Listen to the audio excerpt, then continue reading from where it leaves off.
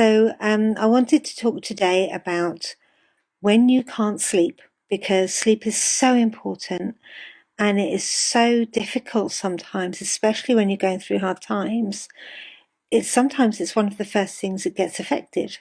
So some people are surviving on very little to no sleep at the moment, and that's not good, because eventually your body will just say stop, and it will just stop, whether you like it or not, and it will probably be in the most inconvenient place.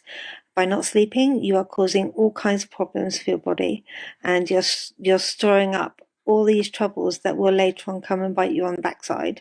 Now, I obviously have clients that I've talked to a lot about sleeping, because it's one of the first things that they struggle with.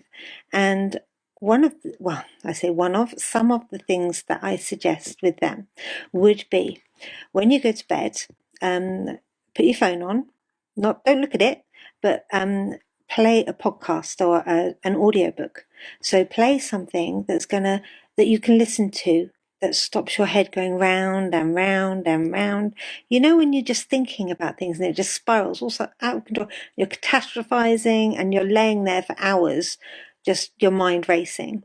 Put on a podcast, or put on a meditation, a guided meditation, or put on an audiobook. And any of those will have a voice coming into your ears that you can listen to, and you can keep on listening to until you fall asleep. And for most of my clients, that works beautifully first time around, every time. For the very stubborn few that I have that doesn't work the first time, then we try something different the next time. So what I would suggest is, first of all, try the meditation, try the audiobook, try the podcast, whatever it is, just put it on and let it play until you fall asleep. If you wake up during the night and you struggle to get back to sleep, then you do the same again. You put on the podcast or the audiobook or the meditation or the calming music, and you let yourself go off again to sleep. So sleep is really, really important. Your body needs to regenerate every single day. And if you don't allow it the time to regenerate, then it won't regenerate and it will break. It's a little bit like never putting oil in your car, or never getting it serviced, never putting a new battery or new tires on it.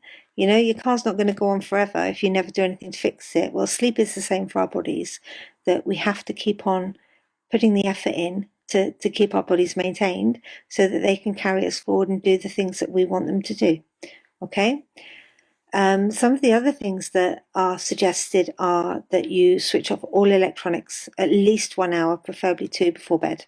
So TV, phone, laptop, iPad, whatever it is, turn them off, turn them down, get them away from you. Read a book, listen to some music on a radio, have a bath, do something nice that will just calm you down and just chill you out. And if it helps you to have a nice warm milky drink before bed, go for it. If you find that you are really hungry before you go to bed, have something nutritious that's going to fill you up and that's going to keep you sustained, like oatmeal or something like that, that's not high in sugar or high in fat. This is all about taking care of you, because if you break, what's the rest of the family going to do? If you've got kids that rely on you, if you're a single parent and you've got kids that rely on you, what are they going to do if you break down? So that's the ultimate goal, is to avoid any breakdowns. So sleep is one of the most key important things that you have to take care of.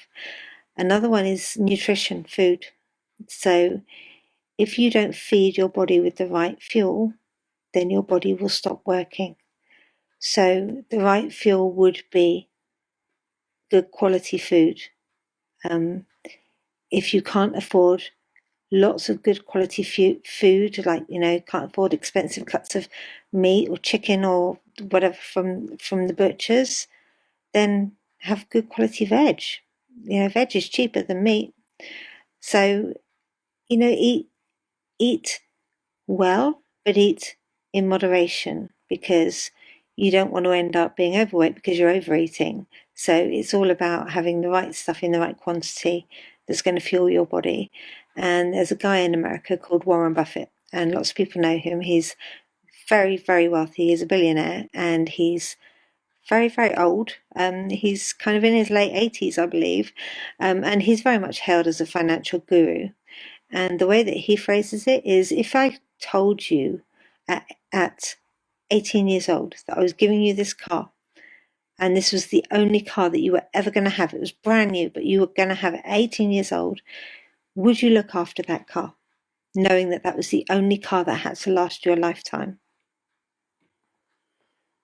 And I think 99.9% of us would say, yes, of course I would look after that car. I would do everything I could to keep it in pristine condition. Well, that car is our body. So why are we not looking after our body when we require that body to? It's a vehicle. It's a vehicle that transports our consciousness and allows us to do the things that we want to do. But it's also the vehicle that holds us up sometimes, and it breaks down at the most inopportune moments. So we have to look after it.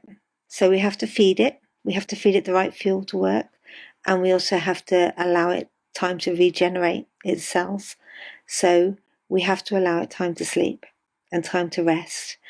And for all those people that think, I haven't got time to sleep, I've got too much to do, I've got all these things that I need to happen. Well, really? Is that deadline, unless you are a brain surgeon, or unless you are, somebody that is incredibly, incredibly important, and what you do is going to stop a nuclear war happening, then normally it can wait. But you won't function well without sleep. Guaranteed. Look at mothers with newborn babies. They don't sleep. And then people say they've got baby brain. No, they haven't got baby brain. They've got exhaustion brain, because they are getting no sleep. And we all know that lack of sleep is a torture method used in situations where they are trying to extract information from people. So lack of sleep is a real damaging thing, and please don't underestimate its impact on how you feel every day and how you show up every day. And if you can't look yourself in the mirror and say, I'm giving myself every chance possible to sleep, I'm doing everything I can, then you should be doing something about it. So you shouldn't just be sitting there and thinking, oh, yeah, she's waffling on, it doesn't matter. I don't need sleep. Who needs sleep? Sleep's for wimps. No, sleep is important. And I go to bed at sort of, I suppose, about 10:30 of an evening, and I wake up without an alarm, because obviously I'm self-employed. I wake up without an alarm, and I generally wake up about sort of 7, 8 o'clock in the morning. I get enough sleep. So I don't think I think if I can do it, anybody can. I'm rubbish at looking after myself. I'm I'm great at telling everybody else what to do, not so great at taking my own advice. But hey ho, that's just me and my way of doing things. But the thing is, I know exactly what I'm supposed to do, and I do try occasionally to be better behaved and to look after myself better. But if sleep is something that you're struggling with, do something about it. There are so many resources available. There's, if sleep is a real issue for you, you can go and see your GP, go and see your doctor, and get some help. There's sleep clinics that you can go to that will help you to regulate your sleep. If you are struggling with sleep apnea, where you can't breathe properly when you're sleeping, go to your doctor. They can help. They have equipment that they can provide to you that will actually help with the sleeping and the breathing. If you are struggling to sleep because you have children that wake up during the night, well, tag team it with somebody else if there's somebody else in the house. Or if you can't do that, then maybe there's a time of the day that you don't have the child, that they're at school or at nursery or something, that you can maybe catch a couple of hours just to make up the time. It's all about what works for you. Some people work great on 7 hours of sleep. Some people work better on 9 hours of sleep. Some people exist on 4 hours of sleep. It depends on the individual. Very, very much depends on the individual. But you just need to remember to look after yourself, because that's the most important thing. So looking after yourself is the primary concern, and that is exactly what you should be doing on a daily basis, is putting yourself first and looking after yourself. Because if you fall apart, how does anything else get done? Okay, now obviously sleep is just part and parcel of some of the stuff that I do, and if you want to see what I do, go and have a look at me on Jenny Rock Coaching. So it's www.jennyrockcoaching.com, and it's JENNI, no Y, no E.